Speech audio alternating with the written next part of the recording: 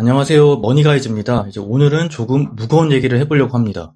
혹시 여러분 주변에 나 창업을 할 거야, 내 가게를 한번 차려볼 거라고 하는 젊은 친구들이 많이 있지 않습니까?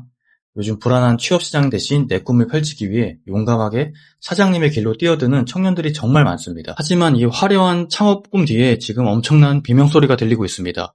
오늘 데이터는 정말 충격적입니다. 대한민국 30세 미만 청년 창업자 5명 중 1명은 1년도 버티지 못하고 지금 폐업의 길을 걷고 있습니다.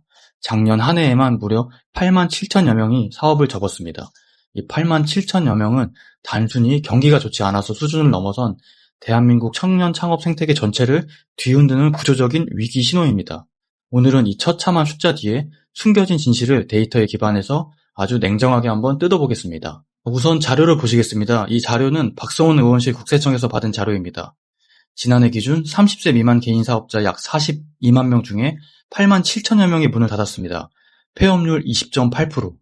이건 코로나 팬데믹이 한창이던 시절보다 높은 수치입니다. 길 가다가 보이는 젊은 사장님 가게 5곳 중 1곳은 1년 뒤에 사라질 수 있다는 정말 무서운 얘기입니다. 그런데 더 기가 막힌 건 이 위기가 유독 청년들에게만 가혹하다는 겁니다. 이 표를 보시면 전 연령 평균 폐업률이 9.5%입니다. 하지만 청년들이 2배 이상 높죠. 근데 진짜 비교되는 건 우리 아버지, 삼촌 세대인 50대에서 70대입니다.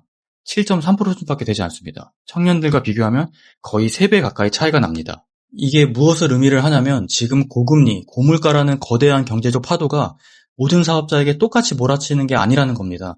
가장 젊고 가장 경험이 부족하고 가장 가진 것이 없는 집단에 모든 충격이 집중되고 있다는 명백한 증거입니다. 그럼 왜 이렇게 유독 청년 사장님들만 이렇게 속수무책으로 쓰러지는 걸까요? 전문가들은 이걸 아주 중요한 한 단어로 설명합니다. 보건력의 부재입니다. 이걸 한번 자동차에 비유해 보겠습니다. 50대, 70대 베테랑 사장님들은 수십 년간 사업을 하면서 쌓아온 자본력, 신용, 그리고 폭넓은 인적 네트워크라는 아주 튼튼한 에어백을 가지고 있습니다. 하지만 우리 20대 청년 사장님들은 어떨까요? 이 회복 탄력성의 완충제가 거의 없는 상태입니다.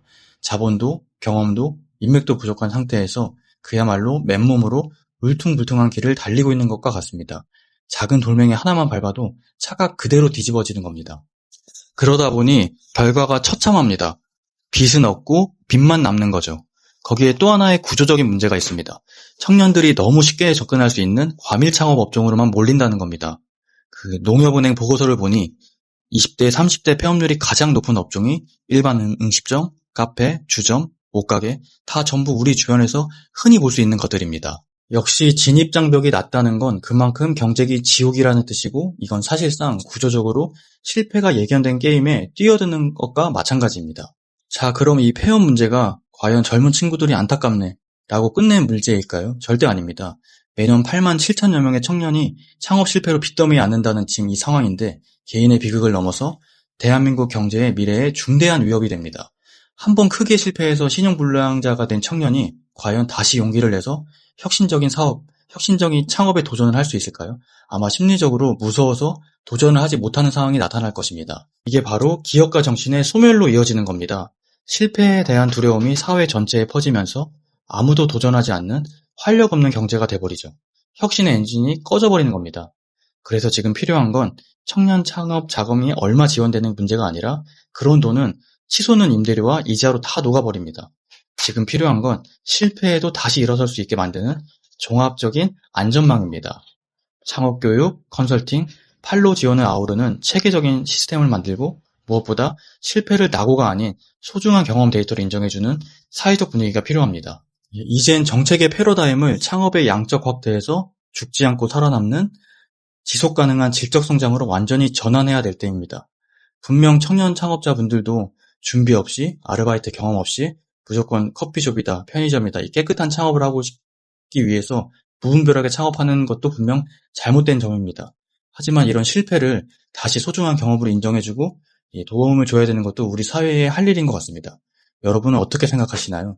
대한민국에서 청년이 사장님으로 살아남는다는 것, 과연 무엇이 필요할까요? 자유롭게 댓글로 의견을 남겨주시면 감사하겠습니다. 영상 끝까지 시청해주셔서 감사합니다.